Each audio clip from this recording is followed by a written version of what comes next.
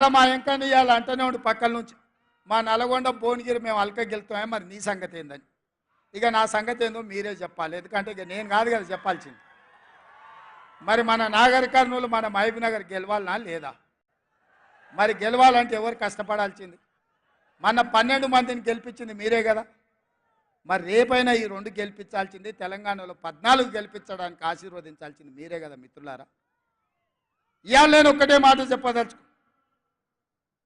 94 నుంచి 2004 వరకు తెలుగుదేశం పార్టీ అధికారంలో ఉంది. 2004 నుంచి 2014 వరకు డాక్టర్ వైఎస్ రాజశేఖర రెడ్డి గారి నేతృత్వంలో కాంగ్రెస్ అధికారంలో ఉంది. 2014 నుంచి 2024 వరకు చంద్రశేఖరరావు టీఆర్ఎస్ పార్టీ అధికారంలో ఉంది. ఇవాళ ఈ వేదిక మీద నుంచి చంద్రశేఖరరావు మందేసినవో మంది వేయలేదో నాకు తెలియదు, నువ్వు పండుకున్నావో పండుకోలేదో నాకు తెలియదు.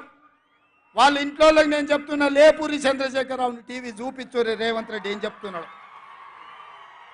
2024 నుంచి 2034 వరకు కాంగ్రెస్ పార్టీ తెలంగాణ గడ్డ మీద ఈ 10 ఏళ్ళు ప్రభుత్వం ఉంటుంది.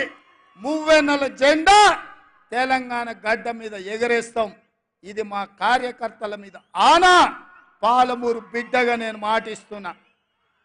10 ఏళ్ళు తెలుగుదేశం, 10 ఏళ్ళు కాంగ్రెస్, 10 ఏళ్ళు బీఆర్ఎస్, మళ్ళా 10 ఏళ్ళు పాలమూరు బిడ్డగా చెప్తున్న కాంగ్రెస్ ప్రభుత్వం.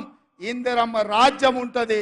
దళితులకు, గిరిజనులకు, బడుగులకు, బలైన వర్గాలకు, ఆదివాసీలకు, మైనారిటీలకు, మహిళలకు, నిరుద్యోగ యువకులకు, ఉద్యమకారులకు, అమరవీరుల కుటుంబాలను ఆదుకొని బాగు చేసే బాధ్యత నాది.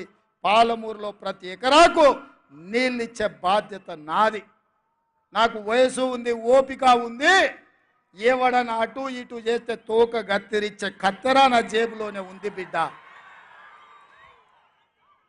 అందుకే మిత్రులారా, ఇది మళ్ళీ మళ్ళీ వచ్చే అవకాశం కాదు.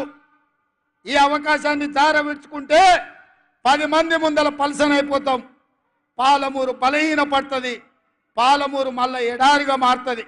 అందుకే పార్టీలకు అతీతంగా, ప్రాంతాలకు అతీతంగా ఇవాళ జెండాలు ఎజెండాలు కాదు, ఈ పాలమూరు బిడ్డ బలపడాలి, జాతీయ స్థాయిలో గుర్తింపు రావాలి అంటే ఈ నల్గొండ జిల్లా నుంచి మొదలు పెడితే అది ఖమ్మం కావచ్చు, ఆదిలాబాద్ కావచ్చు, వరంగల్ కావచ్చు, మెదక్ కావచ్చు, నిజామాబాద్ కావచ్చు, రంగారెడ్డి కావచ్చు, హైదరాబాద్ కావచ్చు, నా పాలమూరు గడ్డ కావచ్చు, 14 పార్లమెంటు సీట్లు గెలవాలి. రాహుల్ గాంధీ దేశానికి ప్రధానమంత్రి కావాలి.